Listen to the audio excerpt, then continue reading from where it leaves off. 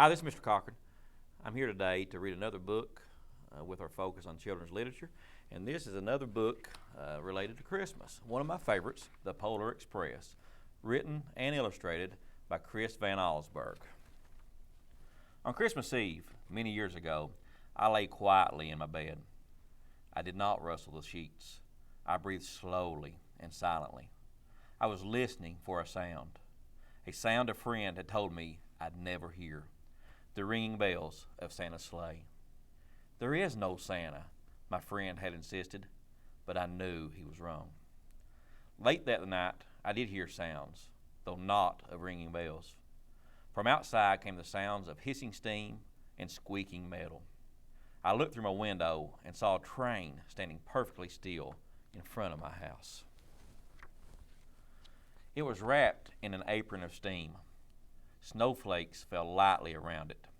A conductor stood at the open door of one of the cars.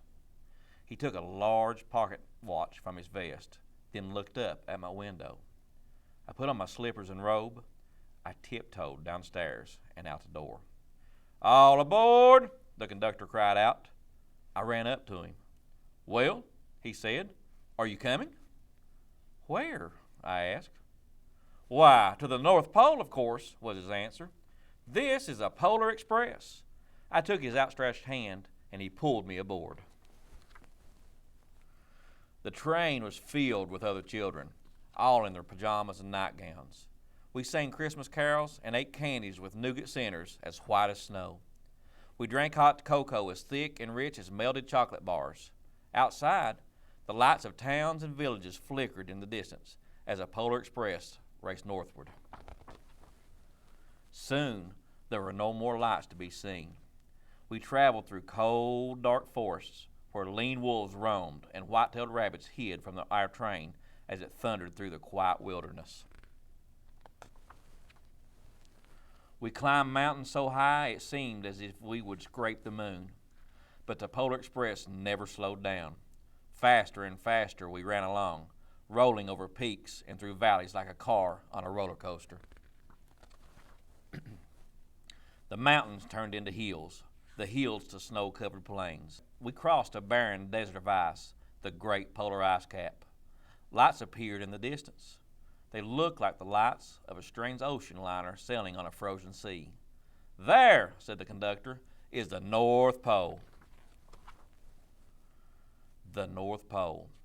It was a huge city standing alone at the top of the world, filled with factories where every Christmas toy was made.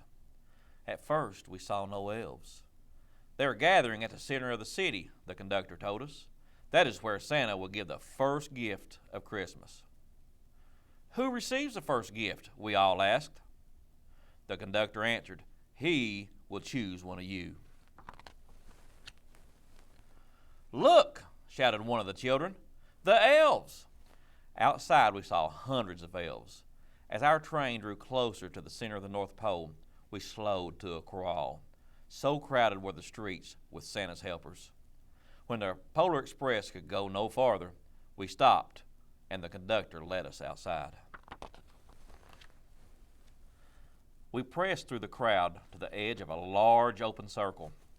In front of us stood Santa's sleigh. The reindeer were excited. They pranced and paced, ringing the silver sleigh bells that hung from their harnesses. It was a magical sound, like nothing I'd ever heard. Across the circle, the elves moved apart, and Santa Claus appeared. The elves cheered wildly. He marched over to us and, pointing to me, said, "Let's have this fellow here." He jumped into his sleigh. The conductor handed me up. I sat on Santa's knee, and he asked, "Now, what would you like for Christmas?" I knew that I could have any gift I could imagine. But the thing I wanted most for Christmas was not inside of Santa's giant bag. What I wanted more than anything was one silver bell from Santa's sleigh.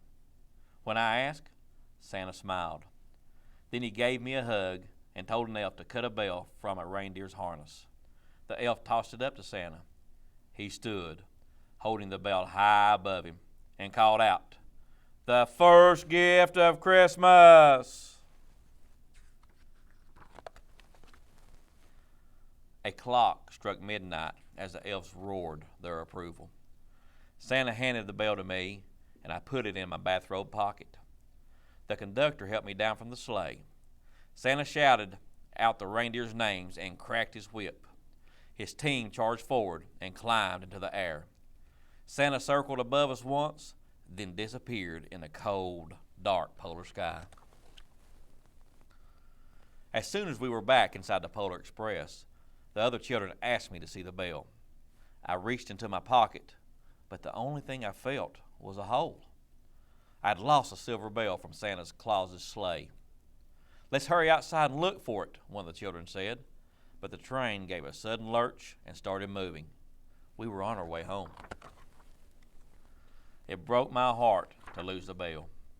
When the train reached my house, I sadly left the other children. I stood at my doorway and waved goodbye. The conductor said something from the moving train, but I couldn't hear him. "What?" I yelled out. He cupped his hands around his mouth. "Merry Christmas!" he shouted. The Polar Express let out a loud blast from its whistle and sped away. On Christmas morning, my sister Sarah and I opened our presents. When it looked as if everything had been unwrapped, Sarah found one last small box behind the tree. It had my name on it. Inside was a silver bell. There was a note. "Found this on the seat of my sleigh. Fix that hole in your pocket. Signed, Mr. C." I shook the bell. It made the most beautiful sound my sister and I had ever heard. But my mother said, "Oh, that's too bad." "Yes," said my father, "it's broken." When I'd shaken the bell, my parents had not heard a sound. At one time, most of my friends could hear the bell, but as years passed, it felt silent for all of them. Even Sarah found one Christmas that she could no longer hear its sweet sound. Though I've grown old, the bell still rings for me as it does for all who truly believe. I hope you enjoyed that story, and I want to remind you to always have faith and to always believe. Merry Christmas.